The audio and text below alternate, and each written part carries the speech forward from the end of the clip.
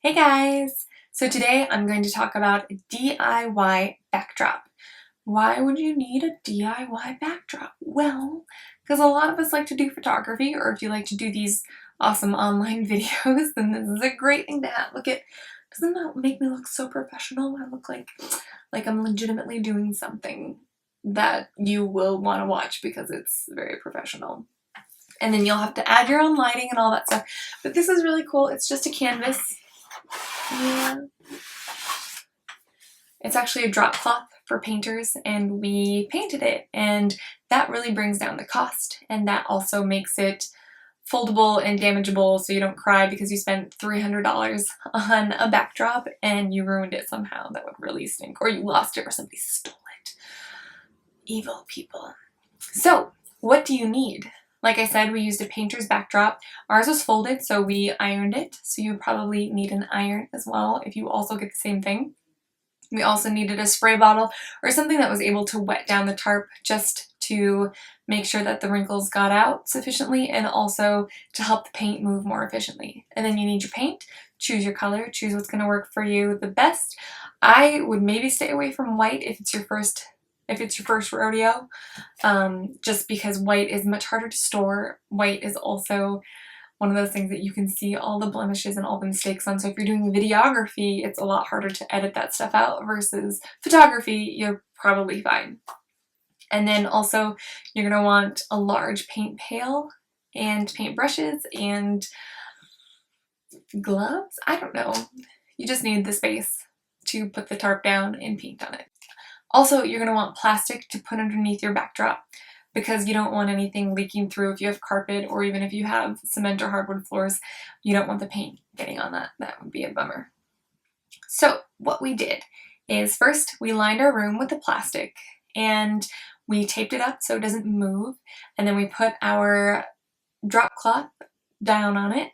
We dropped the drop cloth and then we proceeded to wet it down with our, I guess it's a weed killing thing, but it's just water in ours. And then we ironed it, which was not a lot of fun, but necessary. And just when you are ironing, make sure that you don't leave the iron on the plastic or the drop cloth for too long, because if you do, it could melt through and you either have plastic stuck to your drop cloth or you have plastic stuck to your flooring. That would be a big bummer. So then we got the paint ready. So when you're getting the paint ready, you don't need to use a lot of paint. And so we did a gray, and as you can see, the gray really looks nice. It pops a lot of different colors. It's a neutral. A lot of people use it for more dramatic photography. And it works as a really good neutral.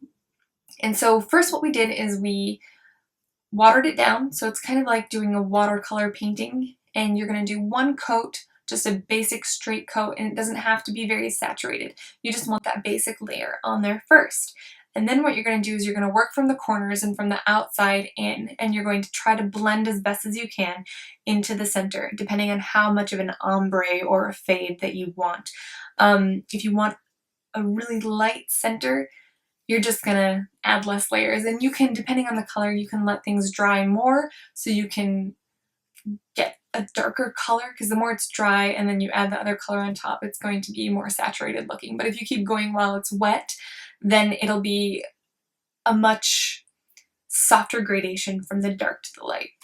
And that's kind of what ours is. We did a pretty dark gray, and as you can see, it, I mean, on the sides here, it kind of looks black, but then as it gets into the center, it's definitely a lot more of a light gray, but it's not close to white or anything like that.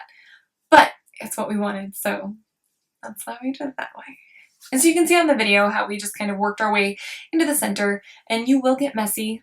And so just make sure that when you are leaving the room too, that you're keeping everything clean, unless you like paint on your floor. It's up to you, really. And that's basically all there is to it. And we let ours dry overnight on the floor, and then we lifted it up, and then we let it dry on the wall. And you can also buy a dowel. Let's see if I have.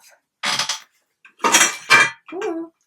I have something like this, which is just like a cardboard dowel, but you could glue or staple or something your backdrop to this and then roll it up that way. Or you can get a piece of wood something like this, and you could staple it to that, and then you could roll it up to this. Obviously you're gonna get more of a square thing with your backdrop, but it should be okay unless you're smushing it in somewhere. But then you can just use, like for us, we have 2 C-stands and clamps that we just clamp our backdrop to that, and that's how we set it up and make it look awesome. Yep.